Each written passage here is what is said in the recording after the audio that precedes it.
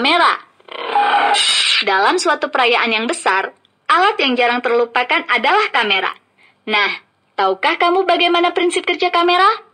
Pada kamera, ada bagian utamanya yakni sebuah kotak hitam kedap cahaya yang salah satu sisinya terdapat plat film yang sensitif terhadap cahaya dan sisi depannya terdapat lubang kecil yang disebut diafragma. Diafragma adalah lubang yang besarnya dapat diatur yang fungsinya untuk mengatur intensitas cahaya yang masuk. Pada bagian depan kamera, terdapat lensa cembung yang berfungsi untuk mengumpulkan cahaya sejajar dari benda, sehingga terbentuk bayangan tepat di plat film. Nah, agar bayangan dari benda yang dekat ataupun jauh dapat tepat berada di plat film, maka jarak lensa ke plat film dapat diatur ke depan atau ke belakang. Alat ini dinamakan alat pengatur fokus. Selain pengatur fokus, ada juga pengatur kecepatan membuka atau menutup layar yang ditunjukkan dengan angka. Semakin besar angkanya, semakin cepat penutupan layar. Kecepatan besar digunakan untuk memotret benda-benda yang bergerak dengan kecepatan tinggi. Terbentuknya bayangan pada plat film dalam kamera adalah seperti berikut. Sehingga, bayangan yang dibentuk pada film kamera bersifat nyata, terbalik, dan diperkecil. Jika diperhatikan, prinsip kerja kamera dan mata adalah sama. Pertama, untuk mengatur pembiasan cahaya, pada mata yang bekerja adalah lensa mata. Pada kamera, yang bekerja adalah lensa kamera.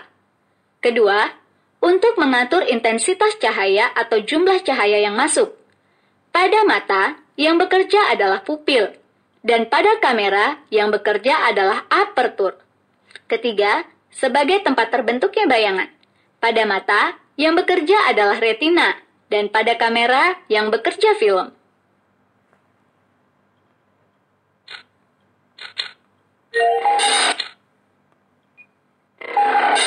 Loop atau kaca pembesar. Loop atau kaca pembesar adalah sebuah lensa cembung yang digunakan untuk melihat benda-benda kecil agar tampak lebih besar dan jelas. Loop adalah alat optik yang paling sederhana karena hanya terdiri dari satu lensa. Loop sering digunakan oleh tukang arloji, maupun untuk melihat nama-nama jalan di peta yang dicetak sangat kecil, dan sebagainya. Agar benda terlihat lebih besar, maka benda diletakkan di antara titik pusat O dan titik fokus F, sehingga bayangan yang terbentuk di depan lensa bersifat maya, tegak, dan diperbesar. Saat bayangan terbentuk di titik dekat mata, maka mata berakomodasi maksimum. Dan, jika ingin mengamati benda menggunakan loop dengan rileks, maka benda diletakkan tepat di titik fokus lensa, sehingga yang masuk ke mata berupa sinar-sinar sejajar. Ini dikatakan mengamati dengan mata tidak berakomodasi.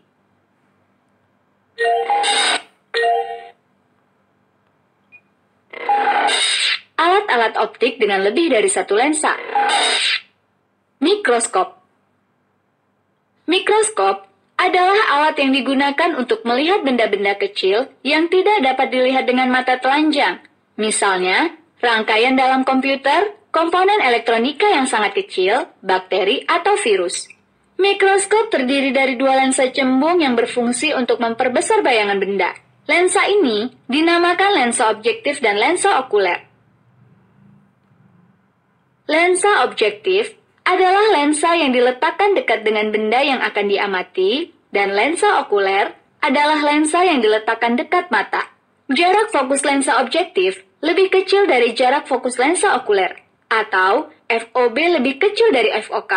Benda yang diamati diletakkan di depan lensa objektif di antara FOB dan 2 FOB, sehingga bayangan yang dibentuk bersifat nyata, terbalik, dan diperbesar. Bayangan yang dibentuk oleh lensa objektif akan menjadi benda bagi lensa okuler. Bila diamati dengan mata berakomodasi, maka benda atau bayangan dari lensa objektif diletakkan di antara titik pusat lensa okuler OOK dan titik fokus okuler FOK. Bayangan yang dibentuk oleh lensa okuler bersifat maya, diperbesar, dan terbalik.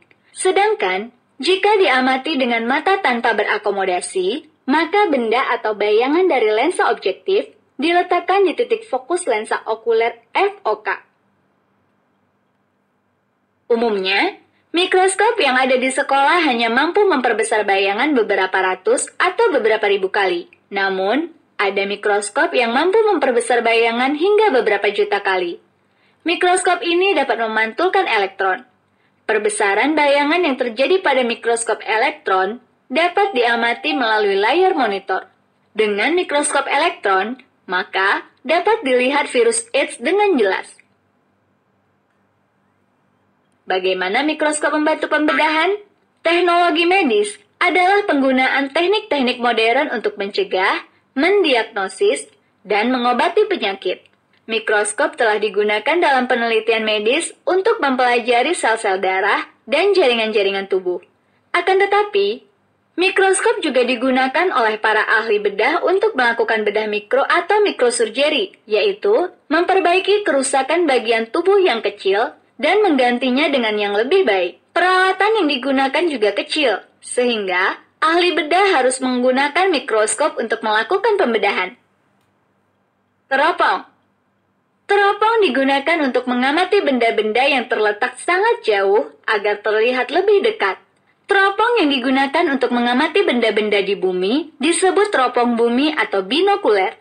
Dan teropong yang digunakan untuk mengamati benda-benda di angkasa disebut dengan teropong bintang atau teleskop. Kedua teropong ini merupakan teropong bias. A. Teropong bintang atau teleskop. Benda-benda langit yang diamati dengan teropong bintang berada jauh tak terhingga sehingga sinar yang masuk ke lensa objektif berupa berkas sinar sejajar. Bayangan yang terbentuk tepat berada di titik fokus lensa objektif.